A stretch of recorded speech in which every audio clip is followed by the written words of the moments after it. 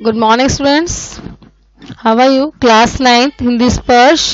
हम लोग अपना पद्य पोर्शन का एक फूल की चाह कविता पढ़ रहे हैं श्री सियाराम शरण गुप्त जी की, जो एक छुआछूत समस्या पे आधारित है।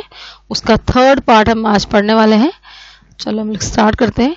ऊंचे शेर शिखर के ऊपर मंदिर था विस्तीर्ण विशाल, स्वर्ण कलश सरसिज विहसित है, पाकर समुदित रवि कर जाल।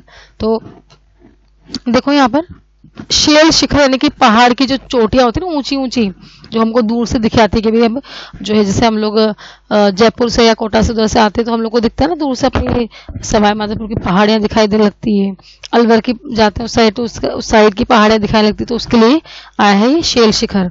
विस्तीर्ण यानी फैला हुआ, फैली हुई। स्वर्ण कलश सरसिज, कमल के समान सुंदर सोने के कलश ऐसे लग रहे हैं, मतलब वो जो पहाड़ है। और विकसित यानी हंसते हुए, खिले हुए। समुद्र यानी अच्छी प्रकार खिला हुआ। रवि कर जाल, सूर्य की किरणों का समूह। आमोदित, आनंद से भरा हुआ। और मुखरित जो है प्रकट हुआ। ठीक है, तो ये तो मैंने मीनिंग्स बता दिए आप लोगों को, और अब मैं भावार्थ स्टार्ट कर रही हूँ। ऊंचे पर्वत की चोटी के ऊपर एक विस्तृत और विशाल मंदिर खड़ा था। अब जब वो बेटी बोलती है ना, उसके पिता से, सुखिया बोल रही है अपने पिता से कि मुझे एक मंदिर से, देवी के मंदिर से एक फूल ला, तो वो प्रसाद के रूप में। तो अब बेचारा पिता जाने की कोशिश करता है कि जाऊं भाई लेने के लिए, बेटी ने कहा है तो। और वो भी इस स्थिति में कि पता नहीं बचेगी कि नहीं बचेगी। तो ऊंचे पर्वत की चोटी के ऊपर एक विस्तृत और विशाल मंदिर खड़ा था। उसका कलश स्वर्ण से भरा हुआ था। उस पर सूरज की जो किरणें सुशोभित हो रही थी। किरणों से जगमगाता हुआ जो कलश है ना, ऐसा खिला खिला प्रतीत हो रहा था कि जैसे सूरज की रश्मियों को पाकर कमल का फूल खिल उठा हो। मंदिर का सारा आंगन दीपों की रोशनी और धूप की सुगंध से जो है महक रहा था, खुशबू ही फैल रही थी, क्योंकि मंदिर में तो दीप वगैरह प्रज्वलित, अगरबत्ती वगैरह जलती है तो उसकी स्मेल आती है, उसी के लिए जो है वहां पर पूरा वातावरण खुशमय हो रहा था। मंदिर का सारा आंगन दीपों की रोशनी और धूप की सुगंध से जो है महक रहा था।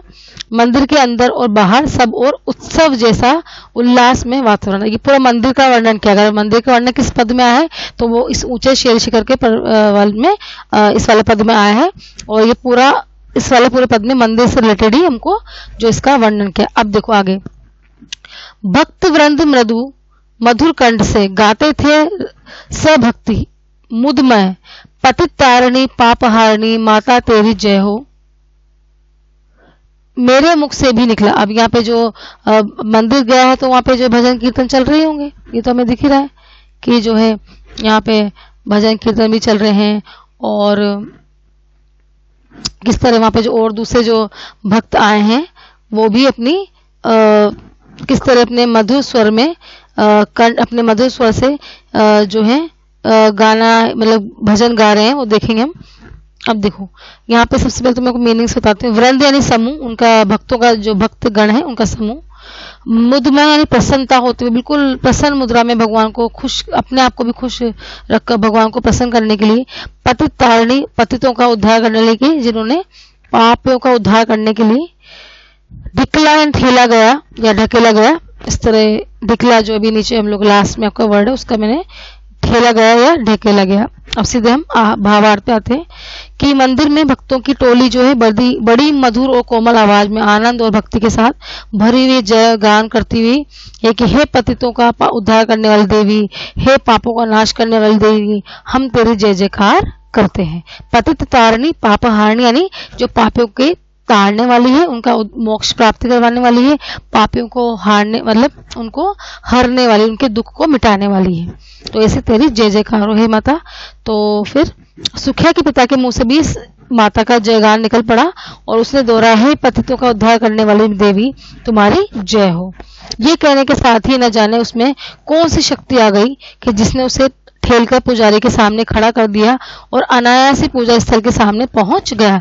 मतलब उसके अंदर ऐसी शक्ति से आगे किया और पुजारी के सामने जाके वो खड़ा हो गया कि भाई ऐसी, मतलब उस समय ऐसे अंदरूनी उसके पास शक्ति आ गई भगवान के मंदिर में जाकर। तो इस पैराग्राफ में हमने यहाँ पढ़ा। अब नेक्स्ट पैराग्राफ देखते हैं। नेक्स्ट पैराग्राफ में देखो, नेक्स्ट पद में, मेरे दीप फूल लेकर वे अम्बा को अर्पित करके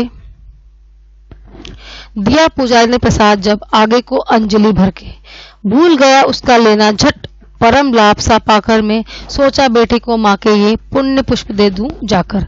अब इस पैराग्राफ में देखो क्या हार्ड वर्ड से, अम्बा यानी माँ देवी के लिए है, अर्पित यानी भेंट या चढ़ाना, अंजलि यानी दोनों हाथों से, जब हम दोनों हाथों से अंजलि, दोनों हाथों को जोड़ के हम पानी पीते हैं, अंजलि बनाते हैं ना, पानी में भरते हैं अपने हाथों में, उसके लिए आया है।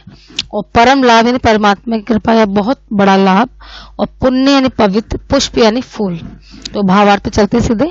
देवी माँ के प्रसाद का फूल लेने के लिए सुखिया का पिता मंदिर में पहुंचता है और उस समय का जो वर्णन करता हुआ पिता कहता है कि मैंने दीप और फूल की भेंट चढ़ाते हुए, यानी दिया जलाया, फूल चढ़ाए, पूजा के फूल लेकर मैं प्रसन्न हो उठा और पूजा का जो फूल मिला जिसके लिए उसकी बेटी ने चाहत की थी, मांग की थी, और उसी को लेने के लिए वो वहां आया था, तभी पुजारी ने दोनों हाथों से मुझे माँ को पूजा का प्रसाद दे दिया, परंतु मैं फूल पाने की प्रसन्नता में उस प्रसाद को लेना भूल गया। मुझे तो वह फूल ही ईश्वर की अनुकंपा जैसा लाभकारी लगा, क्योंकि उसको उस फूल की ही चाहत थी, क्योंकि उस पीड़ित उसकी बेटी ने, उस बालिका ने उस फूल की ही उसको चाह रखी थी, तो उसको तो बहुत ज्यादा प्रसन्नता मिल गई कि मेरे को फूल मिल गया। अतः मैंने यही सोचा कि जल्दी से घर जाकर अपनी बीमार बेटी को वो और माँ का जो है फूल पुष्प प्रसाद के रूप में दे दूं, ताकि वो स्वस्थ हो जाए, मतलब बीमारी से ठीक हो जाए। तो इस तरह वो बहुत खुश होकर जो है उस पुष्प को लेता है। अब नेक्स्ट पैराग्राफ में देखते हैं। सिंहपोर तक भी आंगन से नहीं पहुंचने में मैं पाया हूं, सहसा ये सुन पड़ा कि कैसे ये अछूत भीतर आया, पकड़ो देखो भाग ना जाए, भला धूर्त ये कैसा, साफ स्वच्छ परिधान किए हैं भले मनुष्यों का जैसा। तो फिर यहाँ पे जो है श्री सियाराम जी शरण गुप्त जी द्वारा कह रहे हैं कि पहले तो आपकी मीनिंग्स देख लो।